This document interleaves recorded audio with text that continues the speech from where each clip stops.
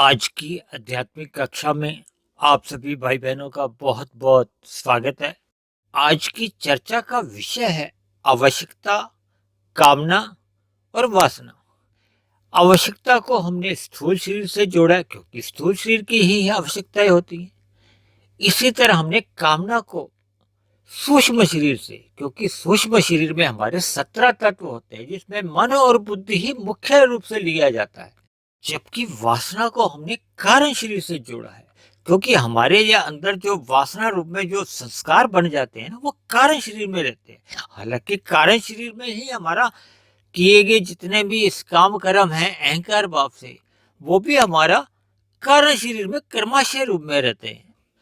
क्योंकि शास्त्रों में हमारे आपके 3 शरीर कहे गए हैं: स्थूल शरीर, सूक्ष्म शरीर और कारण शरीर।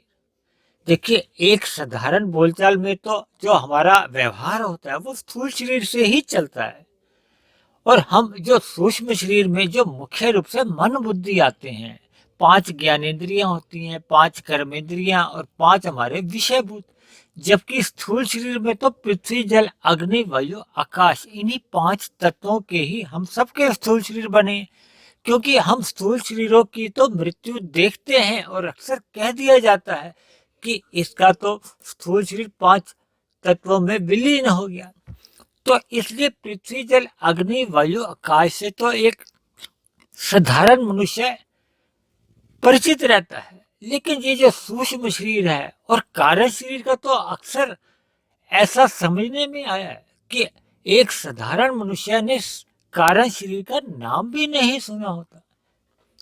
देखिए, मन बुद्धि यानी सूक्ष्म शरीर तक तो लोगों को जानकारी रहती है, लेकिन कारण शरीर की तो जानकारी ही नहीं है। तो फिर उसके जो विशेष प्रकार का जो भेद है कारण शरीर के प्रति, तो फिर उसका हमें बोध ही नहीं होता। इसलिए संसार में ऐसा देखा जाता है कि मनुष्य के मन में कैसे कैसे फुरने चलते रहते हैं, या कारण शरीर में कैसे कैसे बुरे संस्कार बन रहे हैं, उसके प्रति वो अधिक गंभीर नहीं रहता। क्योंकि ऐसा देखा गया है कि स्थूल शरीर व्यवहार में हमारा अधिक देखने में आता है। देखिए, हम एक दूसरे के स्थूल शरीर के प्रति ही व्यवहार करते हैं ना, अधिक से अधिक हम अपने सूक्ष्म शरीर को यानी कि मन बुद्धि को थोड़ा समझ पाते हैं। जबकि अन्य मनुष्यों के तो हम मन बुद्धि को भी समझ नहीं पाते, किसी के मन में क्या चल रहा है हमें तो इसका बोध नहीं रहता। और जबकि कारण शरीर के प्रति तो हमें स्वयं के कारण शरीर का भी बोध नहीं रहता, तो दूसरों के तो कारण शरीर की जानने की बहुत ही दूर की बात है। क्योंकि कारण शरीर में हमारे जितने भी कर्माशय बनता है, यानी कि हम अपने मनुष्य जीवन में जो भी कर्म करते हैं फल पाने के लिए, यानी कि सकाम भाव से हम मनुष्य जोनि में जितने भी कर्म करते हैं उनका एक कर्माशय बनता है, यानी संचित कर्मों का एक कर्माशय हमारा कारण शरीर में रहता है। और दूसरी बात, जो जो हम कर्म करते हैं उनके कुछ हमारे संस्कार बनता है, स्वभाव बनता है, वो भी कारण शरीर में रहता है। जैसा कि आपने देखा है कि हमने आवश्यकता को स्थूल शरीर के साथ जोड़ा है, क्योंकि आवश्यकता तो स्थूल शरीर की रहती ही है ना। देखिए, आप सभी मनुष्यों की दाल रोटी की आवश्यकता तो रहती है। ये अलग बात है कि हमारे सूक्ष्म शरीर में इच्छाएं रहती हैं। इच्छा और कामना एक ही बात है, यानी कि हमारे मन में कामनाएं होती हैं। हमें दाल रोटी के साथ साथ मलाई कोफ्ता मिले, पापड़, खीर, अचार, सलाद मिले, यानी कि हमारी इच्छाएं अधिक बनी रहती है कि हमें 56 प्रकार के भोजन मिले। देखिए जी, जो ब्याह शादियों में जो आपको इतने इतने खाने के व्यंजन मिलते हैं, वहां का तो आप सभी भाई बहनों का अनुभव होगा कि वहां 56 नहीं, 560 तरह से भी ज्यादा के व्यंजन होते हैं। अलग अलग तरह के पकवान, कई तरह के शेक, कई तरह की मतलब खाने पीने की पदार्थ उपलब्ध होते हैं, और उनको बहुत ही स्वाद के दृष्टिकोण से बनाया जाता है ताकि उनका सेवन करने वालों का मन प्रसन्न हो जाए। देखिए, वो स्थूल शरीर की आवश्यकता तो नहीं होती। आपको पता है ना, स्थूल शरीर की तो हमारी एक सीमित आवश्यकताएं होती है, जिनकी पूर्ति मनुष्य अगर कर लेता है तो उसका शरीर स्वस्थ भी बना रहता है। जैसा कि आप महसूस करते हो कि आज कल युग में अधिक खाने से तो बीमारियां 90% है, और कम खाने से हो सकता है 10% बीमारियां हो। यानी कि कलयुग में मनुष्य आवश्यकता से अधिक भोजन ग्रहण करता है, जिसके फलस्वरूप हमारे जो शरीर के अंदरूनी भाग में विभिन्न प्रकार की बीमारियां जन्म ले रही हैं। हालांकि आज हमारा कोई वो विषय नहीं है, लेकिन बात की गहराई को समझाने के लिए कि आवश्यकता, कामना कामना और इच्छा एक ही बात है। यानी कि आवश्यकता, कामना और वासना, इनमें हमें भेद समझ आ जाए। देखिए, जब कामना बहुत लंबे स्तर पर हमारी बनी रहती है, देखिए हमने चित्र में स्थूल शरीर के साथ 1 अंक लिखा है, कामना के साथ हमने 10 अंक लिखा है, और वासना के साथ हमने 100 अंक को अंकित किया है। इसका भी एक अभिप्राय है। देखिए, स्थूल शरीर की आवश्यकता तो हमारे एक सामान्य है, यानी उसको हमने 1 से जोड़ा है। उससे 10 गुनी जब हमारी इच्छाएं बन जाती है ना, तो वो 10 गुनी अधिक शक्तिशाली बन जाती है। और जब यही इच्छा लंबे समय तक हमारी वासना रूपी ये संस्कार बन जाते हैं कारण शरीर में, यानी कि कारण शरीर में लंबे समय तक जब कोई हमारे वासना बनी रहती है, यानी कि हमारी कामना भोग प्रेरित बनी रहती है किसी भी प्रकार के। देखिए, संस्कार जब हमारे अंदर कारण शरीर में इकट्ठे हो जाते हैं, तो वो 100% यानी उससे भी 10 गुना अधिक शक्तिशाली होती है। यानी आवश्यकता से 100 गुनी अधिक प्रभावशाली होते हैं, और कामना से 10 गुना अधिक प्रभावशाली होते हैं। यानी इन सभी बातों से आपको एक संदेश लेना है, एक शिक्षा लेनी है। दूसरी बात, मैंने आवश्यकता और कामना के बीच में एक जमा का निशान लगाया है। यानी कि जब आवश्यकताओं से अधिक हम अपनी भोगों की इच्छाएं मनाते हैं ना, तो वो हमारी उसमें, इसलिए उसको मैंने 1 प्लस से जोड़ा है।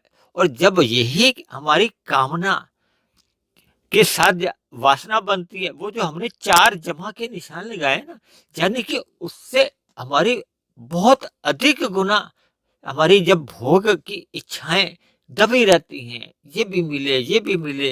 मतलब हमारे जो 5 विषय हैं, गंध, रस, रूप, स्पर्श और शब्द, इन 5 विषयों की ही हमारी कामनाएं या भोगों की इच्छाएं हमारे मन में उछलती रहती है ना, यही हमें बार बार काम, क्रोध, लोभ, मोह, अहंकार में कहो, जब पाप पुण्य के जो एक जाल में हमें उलझाए रखती है, तो फिर जब ये हमारी बहुत अधिक जमा जमा होती रहती है, इसीलिए मैंने यहाँ 4 तरह से चित्र में जमा जमा दिखाए हैं, ताकि वो अब वासना का रूप धारण कर लेती है। देखिए, जब वासना कारण शरीर में जमा हो जाती हैं, तो फिर कारण शरीर से हमारे अंदर फुरने उठते हैं, विचार आते रहते हैं। किसमें? सूक्ष्म शरीर में, मन में, बुद्धि में। ये हमारे फुरने उठते रहते हैं, अब ये वाला भोग करो, अब ये वाला भोग करो। यानी इन भोगों के लिए ही मनुष्य आरंभ में तो देखिए कर्म करता है। जब मनुष्य धर्मानुसार कर्म करता है, यानी कि अन्य किसी जीव के साथ छल कपट, ठगी, हेरा फेरी नहीं करता, तब तक तो वो रजोगुण में रहता है। लेकिन जैसे ही वो रजोगुण में, यानी कि कर्म करते हुए उन वासनाओं की पूर्ति नहीं कर पाता, तो फिर वो विकर्म करने बैठ जाता है, यानी कि पाप कर्म कर बैठता है। ये पाप कर्म फिर किस स्तर पे होते हैं? ये पाप कर्म स्थूल शरीर के स्तर पर होने लगते हैं ना, क्योंकि हम जितने भी अपराध देखते हैं, वो तो स्थूल शरीर के स्तर पर ही होते हैं। उन्हीं की ही FIR लिखी जाती है ना, उन्हीं के ऊपर ही अदालतों में मुकदमे चलते हैं। देखिए, आज बलात्कार के जो केस बढ़ते जा रहे हैं, उसका मुख्य कारण ये कारण शरीर में बनी हुई वासनाएं ही हैं। ये वासना देखिए एक जन्म की नहीं है, ये अनेकों जन्म से चल रही है, क्योंकि देखिए हमारे स्थूल शरीर बार बार मरते हैं, जन्म लेते हैं, लेकिन हमारा सूक्ष्म शरीर, कारण शरीर, आत्मा परमात्मा के साथ कर्मों के आधार पर या ये बने हुए संस्कारों के या वासनाओं के आधार पर ही नए नए स्थूल शरीर का सृजन करता है। यही तो हमारा एक जन्म मरण का बंधन है। यानी कि ये वासना हमारे मन में फुरने उठाती है, और ये फुरने इतने शक्तिशाली होते हैं क्योंकि हमने कारण शरीर को 100% यानी कि 100% शक्तिशाली बताया ना। इसीलिए शास्त्रों में हमारे ऋषि मुनियों ने इस शरीर का नाम कारण शरीर रखा है। यानी कि हमारे कार्य तो होते हैं स्थूल शरीर द्वारा, लेकिन कारण क्या होता है, वो उसका कारण शरीर में ही है। यानी कि बनी हुई दबी हुई कहो वासना, वो जैसी जैसी हमारे संसार में या हमारे जीवन में जो परिस्थितियां आती हैं, जैसे कि हम ये जो जितने अपने जीवन में अनुकूल या प्रतिकूल परिस्थितियां देखते हैं, तो फिर जैसे जैसे हमारे संस्कार वासना रूपी बने होते हैं कारण शरीर में, वो वैसे वैसे बाहर निकल आते हैं। इसीलिए तो कहा जाता है कि कारण शरीर का हमें स्वयं को भी बोध नहीं होता। ये बोध तभी होता है जब वो सामने परिस्थितियां आती हैं। देखिए कहा जाता है कि ये बहुत ईमानदार है, लेकिन जब परिस्थितियां कुछ ऐसी उसके पास मिल जाती हैं, अगर उसके अंदर चोरी के संस्कार बने होंगे तो वह अवश्य ही चोरी करने से चूकता नहीं। इसी तरह देखिए मन के अंदर अच्छे संस्कार भी हो सकते हैं। देखिए वासना रूपी संस्कार शुभ भी हो सकते हैं, अशुभ भी हो सकते हैं, लेकिन जब मनुष्य पाप कर्मों की ओर सहज ही प्रेरित होता है तो फिर ऐसे अशुभ संस्कारों के ऊपर ही ये पहले हमारे मन में यानी सूक्ष्म शरीर में फुरने उठती हैं, वृत्तियां उठती हैं। शास्त्रों में उन फुरनों को ही वृत्तियों का नाम दिया गया है। आप उसको विचारों से भी संबोधित कर सकते हो। देखिए हमारे मन में अच्छे विचार चल सकते हैं, बुरे विचार चल सकते हैं। बुरे विचार चलने पे भी हमारे ऊपर किसी भी प्रकार का कोई मुकदमा दायर नहीं होता, लेकिन जैसे ही हमारा बुरा कार्य स्थूल शरीर द्वारा कर्म रूप में हो जाता है, यानी कि वो पाप कर्म रूप में जैसे ही हम अपराध कर बैठते हैं, तो फिर उसके ऊपर अदालती कार्रवाई कहो या पुलिस की कार्रवाई या सरकारी कार्रवाई होती है। ये जो मैंने बताया ना, आज कलयुग में जो बलात्कार के या हत्या के या चोरी डकैतियों के ये विभिन्न प्रकार के जो आपको कार्य होते हुए दिखाई दे रहे हैं, इसका मूलभूत कारण हमारा कारण शरीर ही है, जहां हमारे वासना रूप में हमारे संस्कार दबे हुए हैं। जब तक मनुष्य सत्संग नहीं करता, तब तक इन संस्कारों में ढिलाई नहीं आती, ये शिथिल नहीं पड़ते, और शिथिल लंबे समय तक पड़ते रहने के बाद फिर ये जब तक ये दग्ध बीज नहीं होते, यानी जब एक बीज दग्ध बीज हो जाता है, जल जाता है, तभी तो उसमें अंकुरन आने की तमाम संभावनाएं समाप्त हो जाती हैं। अगर कभी कभी अंदर संस्कार हैं और हमने उनको दबा दिया है, रोक दिया है, लेकिन वो समाप्त नहीं हुए। कभी कभी बाहरी परिस्थितियां कुछ ऐसी होती हैं कि मनुष्य उन बुरे संस्कारों को दबा तो देता है, लेकिन वो समाप्त नहीं करता। देखिए ये समाप्त होना या शिथिल पड़ना या दग्धबीज होना, ये एक बहुत ही लंबी प्रक्रिया होती है। इसमें जन्म के जन्म बीत जाते हैं। ये जो एक दो सत्संग करने से ये हमारे वासना रूपी संस्कार समाप्त नहीं होते। देखिए मनुष्य जहां सत्संग नहीं करता तो वो कुसंग में सहज ही अपने आप को लिप्त रखता है। तो ऐसे में जो हमारे बुरे संस्कार तो हर क्षण बनते जा रहे हैं, जबकि मनुष्य सत्संग करता नहीं है, और करता भी है तो बेमन से करता है। बेमन से होने के कारण ही उसके सूक्ष्म शरीर में भी संस्कार नहीं बनते, तो कारण शरीर में तो और भी फिर दूर की बात है। देखिए हमारे स्थूल शरीर के पास है सूक्ष्म शरीर, और सूक्ष्म शरीर से भी पास है हमारा कारण शरीर। तो हमारे शुभ संस्कार तो तभी बनेंगे ना जब पहले हमारे स्थूल शरीर द्वारा श्रद्धा पूर्वक हो, यानी कि मन उसमें सम्मिलित हो। देखिए ये पूरा एक हमारा जो एक अंदर का जो एक ढांचा है ना, ये 3 शरीरों का, ये एक आवरण के रूप में आत्मा पे चढ़ जाता है। जब आत्मा पे इन संसारी का हो या माया का या प्रकृति का, जब तक ये परतें उतरते नहीं है, तब तक ये आत्मा के ऊपर आवरण इसी तरह से ये बने रहते हैं। और जब ये आवरण आत्मा को ढक देते हैं, तो फिर हमारी परमात्मा से सहज प्रीति हो नहीं पाती। देखिए, आत्मा और परमात्मा का तो सजातीय संबंध है, लेकिन वो संबंध तो तभी होगा ना जब आत्मा परमात्मा की ओर सम्मुख हो। यदि हमारी आत्मा के ऊपर 90% ये माया के बादल ही ढके हुए हैं और माया के ये काले बादल यानी कि अशुभ रूप में ये ढक चुकी हैं, तो फिर हमारा 10% ही परमात्मा की ओर झुकाव हो पाता है। और 90, देखिए तराजू का पलड़ा है ना, 10% और 90% में तो झुकेगा कहाँ, 90% वाले में झुकेगा ना। तो इसीलिए हमारा आपका जीवन सहज ही संसार में कहो माया में इन आवश्यकताओं की पूर्ति से आगे निकल जाता है, कामनाओं में घूमता रहता है, वासनाओं में घूमता रहता है, जिसके फलस्वरूप मनुष्य जन्म मरण के ये बंधन मनुष्य के जीवन में चलते रहते हैं। तो देखिए मैंने ये सारी प्रक्रिया को बहुत ही अंकों से भी आपको समझाने की कोशिश की है, इन 3 शरीरों से भी समझाने की कोशिश की है। क्योंकि मेरे पास तो ऐसे ऐसे प्रश्न लोगों के आते हैं कि लोगों ने 90% से अधिक लोग तो ऐसे हैं जिन्होंने कभी कारण शरीर का नाम ही नहीं सुना।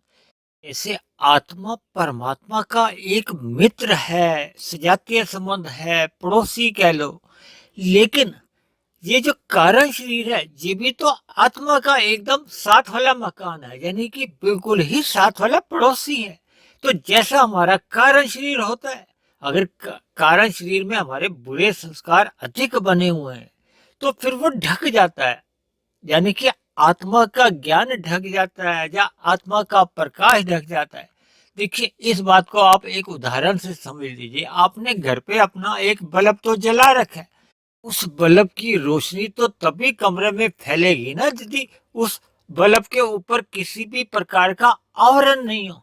अगर आप उस बल्ब के ऊपर कोई काले रंग का तौलिया डाल देते हो या कोई ऐसी चीज डाल देते हो जिससे उसका प्रकाश बाहर नहीं जा पाता, यानी कि ढक जाता है।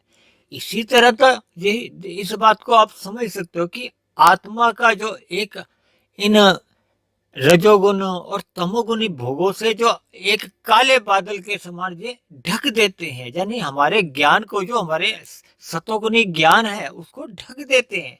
जब वो ज्ञान ढक जाता है तो फिर हम परमात्मा के सम्मुख नहीं होते, फिर तो हम केवल प्रकृति के माया के जो तमोगुण रजोगुण में ही उछल कूद करते रहते हैं, यानी कि मन फिर हमारा जो सूक्ष्म शरीर है वो भोगों की गलियों में ही आवारागर्दी करता रहता है, क्योंकि सतोगुण की जो एक लगाम है वो तो ढकी हुई है। वो तो देखिए सतोगुण तो उसके पास है ही नहीं, यानी कि जैसे आप स्कूटर कार चला रहे हो उसमें ब्रेक तो है ही नहीं, तो फिर दुर्घटनाएं तो होंगी।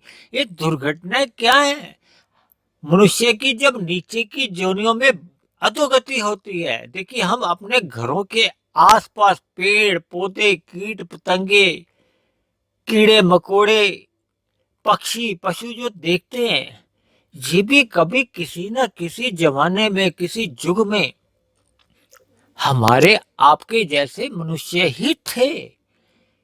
इनके भी आत्मा पे कह लो या कारण शरीर पे जब काले बादल या तमोगुनी और रजोगुनी का अधिक संग हो चुका था, तो उनकी मनुष्य योनि में मरने के बाद ये अधोगति हो चुकी है। अब वो अपने पाप कर्मों का नीचे की योनियों में दुख रूपी फल भोग रहे हैं।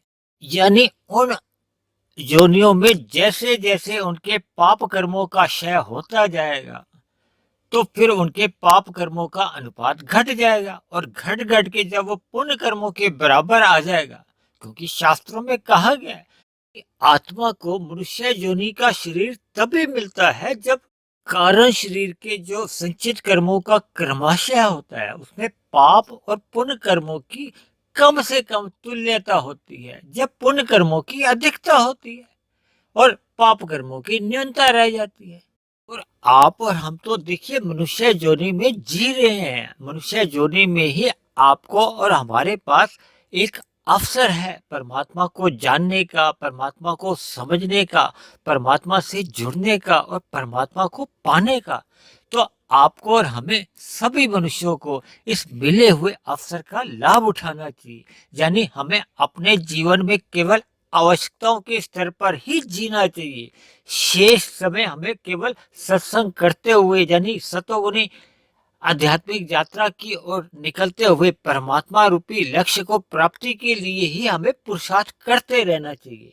और जब जब मनुष्य ये भोग कामनाओं में लिप्त हो जाता है तो तभी उसको द्वारा पाप कर्म होने लगते हैं, या हमारे जो कारण शरीर में जो बुरे संस्कार बने हुए हैं, वो जैसे जैसे मनुष्य सतोगुनी मार्ग पे चलता है, यानी कि वो सत्संग करता रहता है, फिर किए हुए सत्संग का श्रवण के साथ साथ फिर वो मनन करता रहता है, फिर मनन के साथ साथ वो परमात्मा के ध्यान में अपने जीवन को लगाता है, तो फिर हमारे कारण शरीर में जो बुरे संस्कार बने होते हैं वो धीरे धीरे समाप्त होने लगते हैं। पहले वो कमजोर होते हैं, फिर धीरे धीरे वो दग्ध बीज की ओर जाने लगते हैं, और जैसे जैसे हमारे वो बुरे संस्कार समाप्त हो जाते हैं तो फिर हमारे सूक्ष्म शरीर में या मन में बुरे वृत्तियां नहीं उठती, जब बुरे विचार नहीं आते, जब भोगों के प्रति फुरने नहीं जागते, तो फिर हमारी स्थूल इंद्रियां भी बुरे काम करने से बची रहती हैं, अर्थात मनुष्य का जीवन सफल और सार्थक हो जाता है। तो आज की चर्चा को मैंने विभिन्न उदाहरणों से आवश्यकता, कामना और वासना के भेद को समझाने की कोशिश की है। मैंने स्थूल शरीर, सूक्ष्म शरीर और कारण शरीर को भी समझाने की कोशिश की है। यानी मनुष्य को मनुष्य योनि में केवल अपने स्थूल शरीर की आवश्यकताओं के लिए ही आवश्यक पुरुषार्थ करना चाहिए, और शेष मिले हुए समय में अपने सूक्ष्म शरीर और कारण शरीर को संवारना चाहिए, यानी कि श्रद्धा पूर्वक सत्संग करना चाहिए, ताकि हमारे कारण शरीर में शुभ संस्कार बढ़ते जाएं। दूसरी मेरी आपसे विनती है कि इस वीडियो को आप बार बार एकांत में सुनते रहें, ताकि आपको इसके सूक्ष्म से सूक्ष्म जो ज्ञान है की सूक्ष्म कड़ियां समझ में आए। जैसे जैसे आपको छोटी छोटी बातें समझ में आने लगेंगी तो फिर परमात्मा के प्रति आपकी एक विशेष रुचि जागृत होगी। वही हमारा देखिए परमात्मा की ओर एक झुकाव होता है। ये जो हमारा पलड़ा मैंने कहा था ना, तराजू का पलड़ा संसार की ओर झुका हुआ है, यानी कि हमारी संसार की भोगों में रुचि बनी रहती है। तो ये रुचि जब हमारी परमात्मा के प्रति बन जाएगी तो फिर हमारा ये जो हमारी आध्यात्मिक यात्रा बहुत ही सरल और आसान बन जाती है। तो मेरी आप सभी भाई बहनों से विनती है कि जीवन में सत्संग करते रहिए। इन्हीं शुभकामनाओं के साथ आज की चर्चा को मैं यहीं समाप्त करता हूँ। फिर भी आप किसी भाई बहन का कोई प्रश्न हो, कोई बात समझ में नहीं आई हो, तो आप नीचे दिए गए कमेंट्स बॉक्स पर जाकर आप अपना प्रश्न लिख सकते हैं। आपका कोई सुझाव हो तो आप अपना सुझाव भी लिख सकते हैं। आपकी किसी बात पर कोई आपत्ति हो, कोई बात आपको तर्कपूर्वक नहीं लगती हो, यानी कि कोई बात मेरी आपको तर्क संगत नहीं लगती हो या बुद्धि के स्तर पर आपको आधी अधूरी लगती हो, तो आप उस पर भी विचार विमर्श कर सकते हैं। और यदि आपको मेरे ये बने हुए वीडियो अच्छे लगते हैं, आपका ज्ञान बढ़ने लगा हो, आपके अंधविश्वास समाप्त होने लगे हो, परमात्मा के प्रति आपका विशेष रुचि जागृत होगी हो, तो मेरी आप सभी भाई बहनों से विनती है कि आप मेरे इस आध्यात्मिक ज्ञानात्मक चैनल को सब्सक्राइब करें। व अन्य जिज्ञासु भाई बहनों को जो परमात्मा से जुड़ने में रुचि रखते हैं, केवल उन्हीं भाई बहनों को इस आध्यात्मिक ज्ञानात्मक चैनल से जोड़ने का भी प्रयास करें। तो कल फिर मिलते हैं एक नए विषय को लेकर, एक नए संदेश के साथ। तब तक आप सभी भाई बहनों का बहुत बहुत धन्यवाद।